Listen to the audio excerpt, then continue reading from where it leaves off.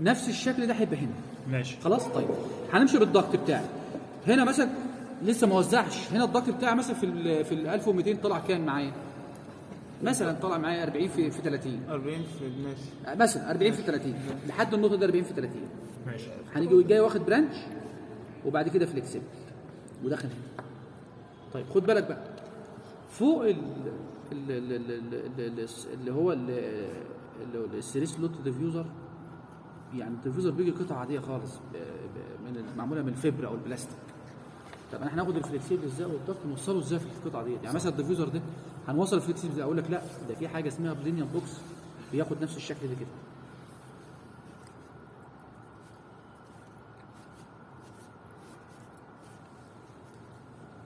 تمام؟ نفس الشكل ده بالظبط. بيركب الديفيوزر بتاعي هنا كده، ادي السقف المعلم، وكده بعد كده بنفتح هنا فتحه دائريه وبيطلع مني الفليكسبل، وبعد كده بيخش على الضغط بتاعي. وصلت؟ لان انا ما ينفعش اركب الفليكسبل في الديفيوزر. الديفيوزر ده قطعه بلاستيك، فانا هركبها ازاي؟ بركبها في حته كده بوكس، احنا ده بنسميه بلينيوم بوكس. ده اللي بيدي الديفيوزر بالظبط. الهواء بيخش هنا. ده كمان البلينيوم بوكس، البوكس ده بيعمل معايا شغل كمان عالي. بيعمل ايه؟ لو الهواء داخل بسرعه عاليه او داخل اللي هو التيربلنت فلو، بيخش ان هو يتكسر وينزل لي من الديفيوزر لامينار فلو. يعني شوف البلينيوم بوكس بيلعب في حاجتين. بياخد لي اللي هو عباره عن احنا بنسميه اللي هو الترانسفير ضغط. بياخد من الضغط الرئيسي ويرمي على الديفيوزر. ده اول طريقه. الطريقه الثانيه الهواء لو داخل بسرعه عاليه وفي دوامات بيدخله لي جوه اللينير او اسف جوه الديفيوزر لامينار فلو. خد بالك بقى. والبلينيوم بوكس ده معزول داخلي زي مين؟ زي المسلوب. زي المسلوب اللي راكب على المكنه. صح. وبياخد نفس الماتيريال بتاعت العزل بتاعت المسلوب. هي نفس الماتيريال. طب ليه بنعزله؟ بقول لك ما انا لو خليته صاج مجلفن. خد بالك بقى هنا في نقطه صغيره تحت السقف. النقطه ديت بيحصل بينها تلامس بينها وبين الديفيوزر وهي ملامسه البلينيوم بوكس، فبيعمل لي عمليه كوندنسيت. يعني انا لو ما عزلتش البلينيوم بوكس ده من جوه اللي هيحصل له بيعمل تكثيف ميه حواليه. هيبرد فوق الميه هيتكسر. بالظبط. ليه بقى؟ لان كده الهواء الراجع اللي طالع بدرجه حراره مثلا مرتفعه شويه. ثانيا دي نقطه قريبه من احنا بنسميها مثلا من الاتموسفير، من الهواء الجوي اللي احنا قاعدين فيه. فالنقطه ديت بارده جدا، بمجرد ما سنتي بس يبقى معرض للهواء الخارجي بيحصل فيه تكثيف ميه. تبص تلاقي الميه بتيجي من السقف. طب منين يعمل حاجه؟ ما انتش عارف. طب هل الفانه بتسحب من الصرف بتاعها ميه وبترميه؟ نقعد ندور، لا ما فيش مشكله في الفانه. نلاقي المشكله جايه منين؟ جايه من البلينيوم بوكس اللي مش معزول داخلي. خلاص. نفس البلينيوم ده معمول هنا، بس معمول ايه؟ طولي، ياخد نفس الشكل ده كده.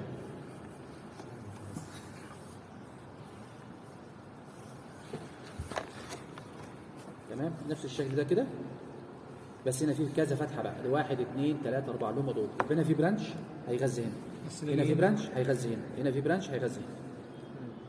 ودي بسايز ودي بسايز. بس في الاخر انا كده 1200 سي اف ام لازم يخشوا فين؟ هنا كده.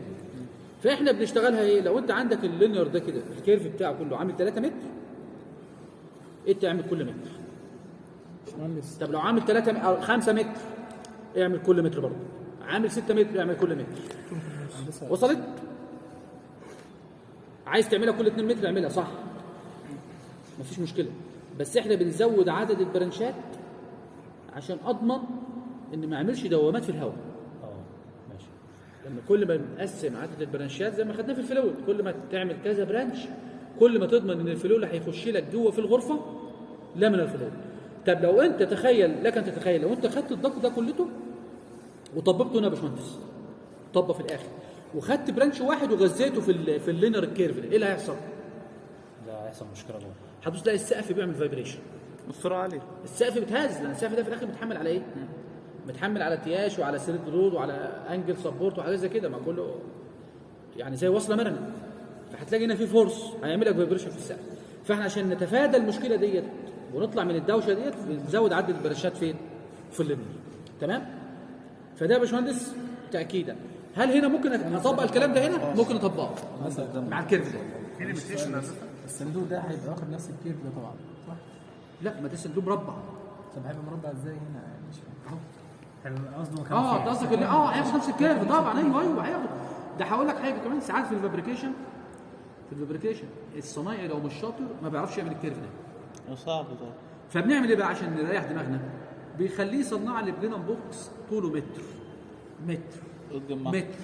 متر ونيجي جاي على الارض، اخلي الفن على الارض يجي نجمعهم على بعض على شكل كيرف. عارفين ازاي؟ لا انت عندك حته عدله وحته عدله، عايز تعمل فيها كيرف هتعمل ايه؟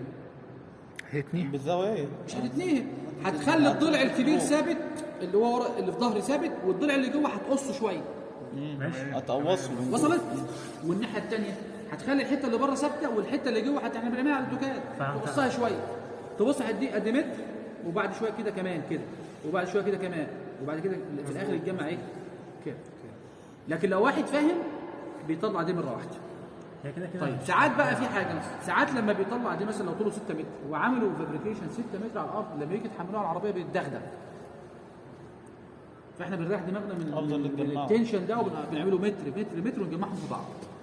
وصلت؟ بس كده الموضوع الكيرف يعني. خلاص؟ فهنا يا باشمهندس انا شايف هنا مش هتقدر تعمل كيرف، لان ده دوت لاين ملوش علاقه بالبلوك.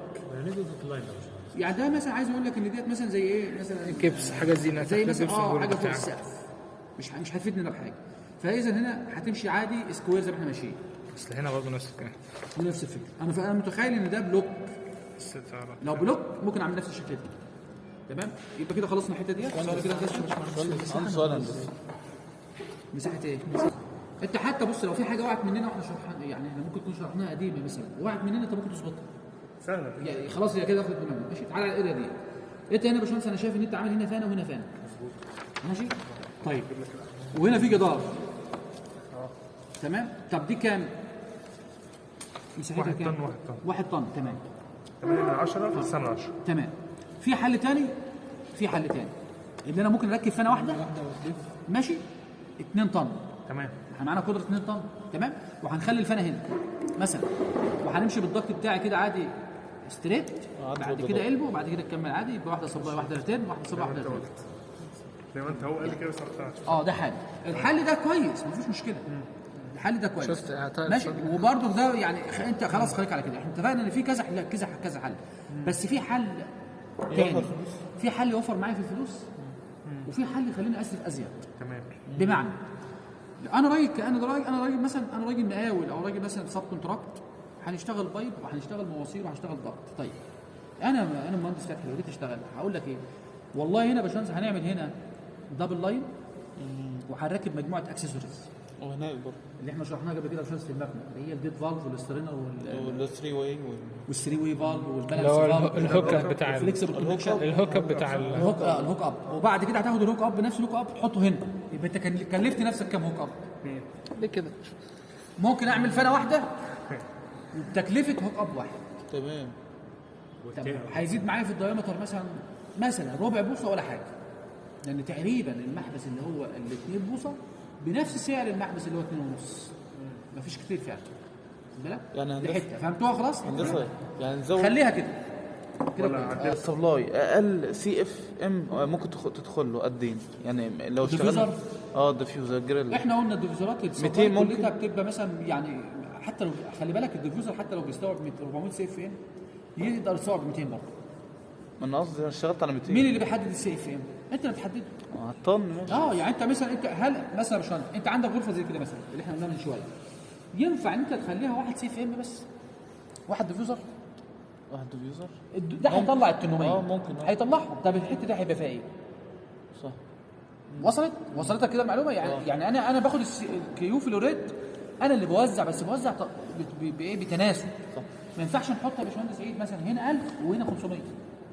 لا انا عايز طالما الاريا عندي خلاص انا جوه الاريا لازم احط الديستريبيوشن اللي بص انا عندي هنا المساحه اهي تاني هنقولها. المساحه دي تمشي على كوريدور، تمشي على غرفه. لو انا عندي الديفيوزر اهوت ادي ده السبلاي مثلا. من السبلاي للجدار اقصى حاجه عندي ما يقلش عن 1 متر. عايز تخليه 120 130 140 بس ما تخلوش 50. ما تخلوش 30. خلاص هنا نفس الفكره وهنا نفس الفكره نفسه برضه. طيب من الديفيوزر للديفيوزر دي بيبقى من 2.5 ل 3 متر. طب الحاجات دي تبقى في راسك